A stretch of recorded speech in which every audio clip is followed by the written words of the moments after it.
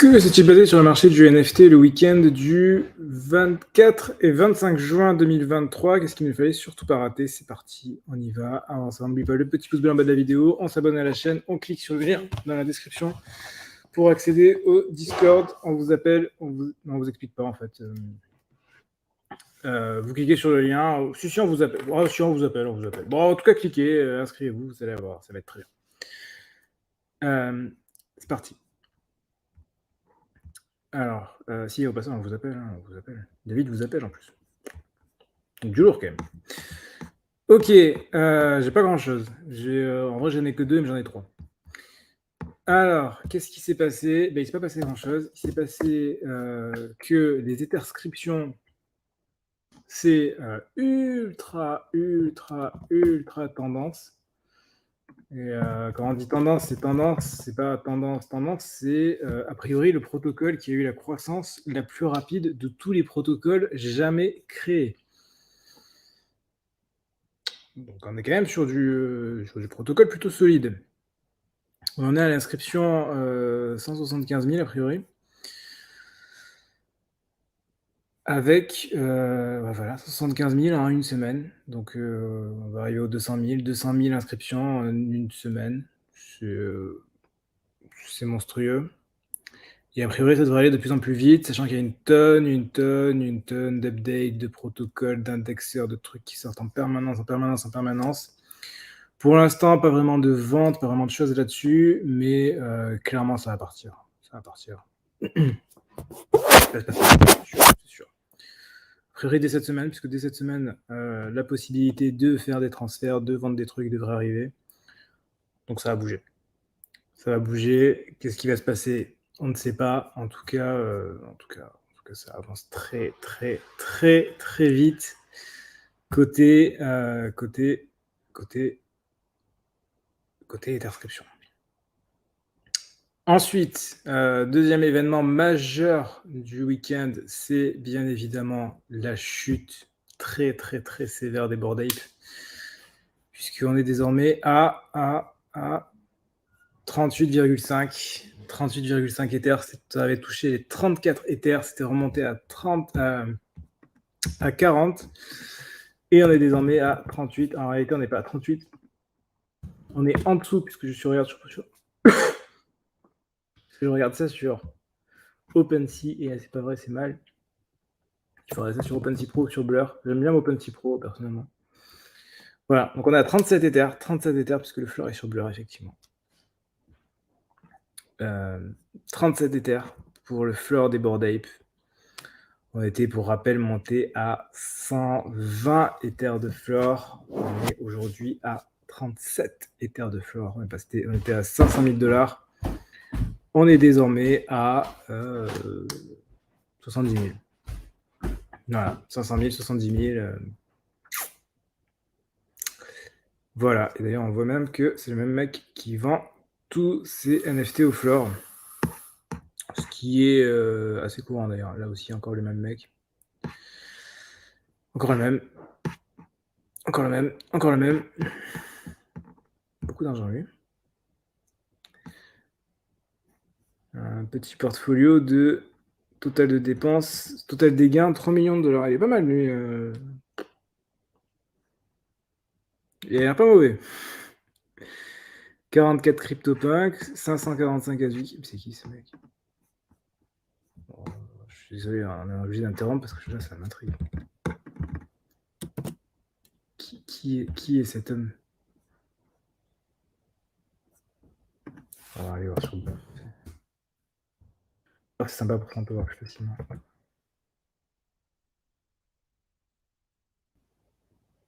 Ah ouais, Realize PNL, 20 000 Ethers. 20 000 Ethers.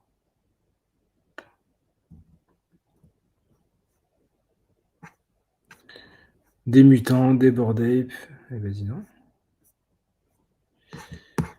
Écoutez, je vais le mettre de côté, lui, je vais me le garder. Ok.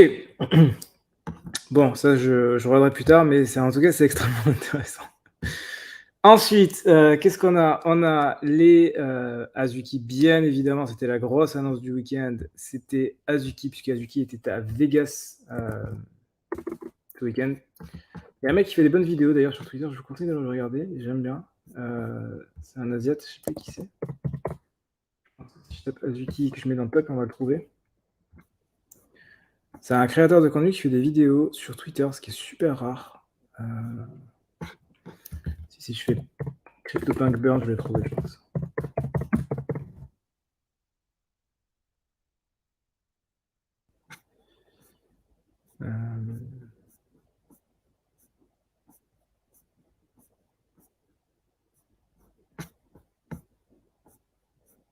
Attends, sinon si je fais Azuki Vegas, je vais le trouver.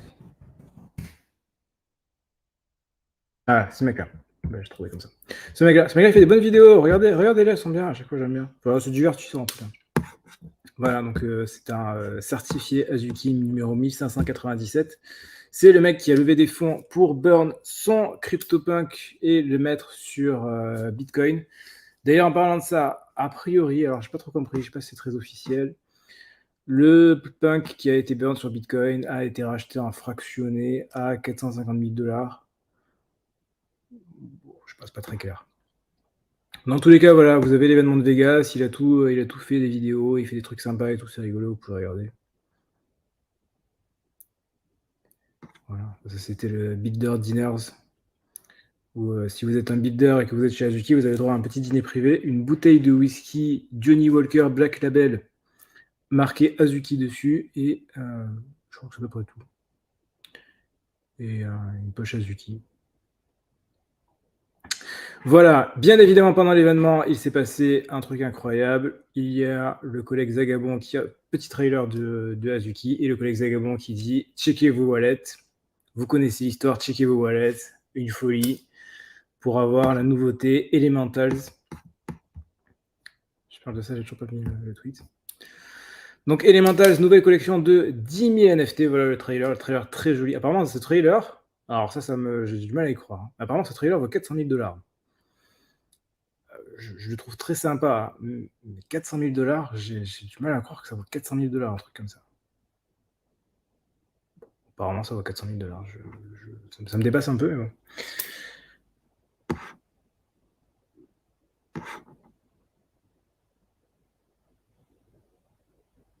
Ok. Donc 20 000 Elementals vont rejoindre le Garden. 10 000 qui sont offerts à Azuki, et dans les prix, donc 10 000 restants. Donc les 10 000, ça va être une Dutch Auction, 2 Ethers, d'abord les Azuki qui peuvent mint, puis les Beans, puis la publique, si il en reste. Dutch Auction de 2 Ethers, avec ça descend pendant la publique, mais bon, tout le monde sait très bien qu'il va rien se passer, que ça va se vendre pendant les Beans, et que même les Beans ne feront pas tout, a priori. Ce qui va nous amener à un petit 20 000 Ethers de vente, tranquillement, pour Azuki. Est-ce que le secondaire va être plus élevé que 2 Ethers? Délicat de dire, sachant que les Beans sont en dessous des 2 Ethers, elles sont à 1.2. Pourquoi les beans sont à 1.2 au passage? Puisque du coup, les gens se sont dit ah bah c'est pas ouf, avec ma beans, je suis même pas sûr d'avoir un élémental à 2 Ethers. Donc voilà, donc du coup, ça a chuté, 1.22. Et voilà. Ça me fait penser au passage quand je vois ce petit Utility When. Le Utility When, c'est un petit foutage de gueule par rapport à Moonbirds et par rapport au collègue Kevin Rose, puisqu'il avait dit si dans 6 mois je n'ai toujours rien branlé et que vous vous dites voilà, j'ai toujours rien branlé, vous pouvez me fuir, il n'y a pas de souci. Il y a quelqu'un qui lui a dit bon alors Kevin Rose, qu'est-ce qui se passe? Ça fait 6 mois, comme tu l'avais dit. Il a dit je suis fatigué de construire en public. Pour moi, ça mérite un fret de Zach XBT et une action en justice. Hein. Le mec n'a rien fait. 2,5 Ethers x 10 000, donc 25 000 Ethers pour rien. Rien du tout. Moonbird, c'est waouh. C'est incroyable. C'est incroyable.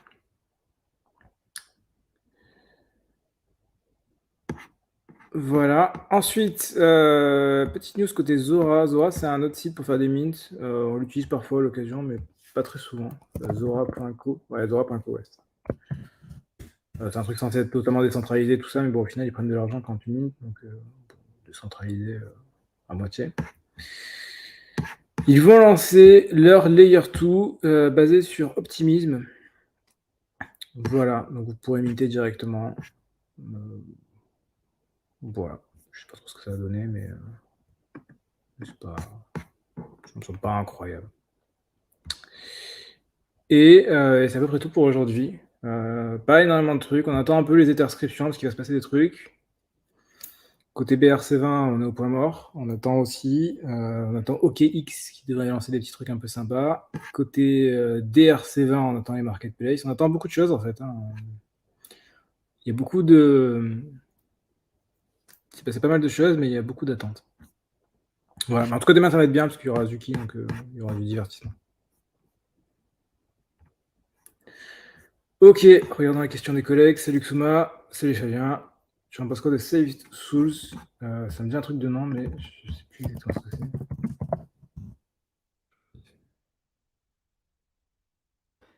Je regarde sur OpenSea Pro parce qu'OpenSea déconne.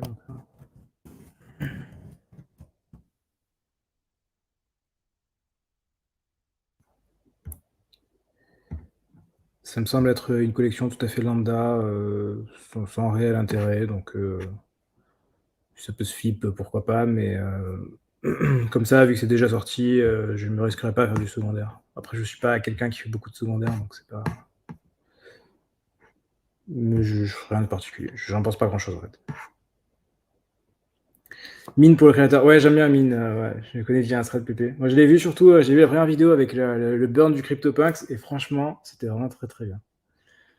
C'est Lionel, check out fucking wallet. Ouais, franchement, c'était la vidéo Azuki, elle était quand même incroyable. Azuki, il savait y faire. Ça coûte un bras une animation, je suis pas tant étonné. Ouais, moi, je savais pas. Bon, j'avais aucune idée des prix, donc je savais pas. Mais waouh, 400K pour ça, je me dis, ouais, ok.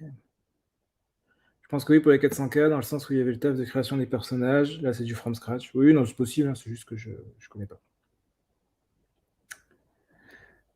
Clairement, le comportement de Kevin Rose est vraiment pas en adéquation avec le Web3, il veut juste s'enfuir sa commu et quitter le navire. C'est exactement ça. En fait, il veut faire comme ce qu'a fait son collègue Ryan Carson. Mais Ryan Carson, à la limite, ça a été plus rapide et plus efficace. Là, il en a marre, il va se barrer. Et le dernier, la Justin Maisel, je sais pas qui c'est. Je l'ai jamais vu, je l'ai jamais entendu parler, je sais pas qui c'est. Du coup, 400K, j'ai bossé pas mal en agence, en motion graphics. En agence, ça coûte un bras, effectivement, mais 400K, c'est un petit peu cher. Ouais, bah, franchement, 400K, 1 minute 30. À mon avis, sur Creators, je connais pas vraiment ces trucs-là. C'est pas des trucs que je regarde en particulier. Enfin, parce que les petites collections comme ça, c'est pas des trucs. Je crois que c'est un collectif pour créer des choses, non, Creators. J'avais entendu, j'ai vu quelques gros comptes Twitter faire ça, mais ça s'arrête là.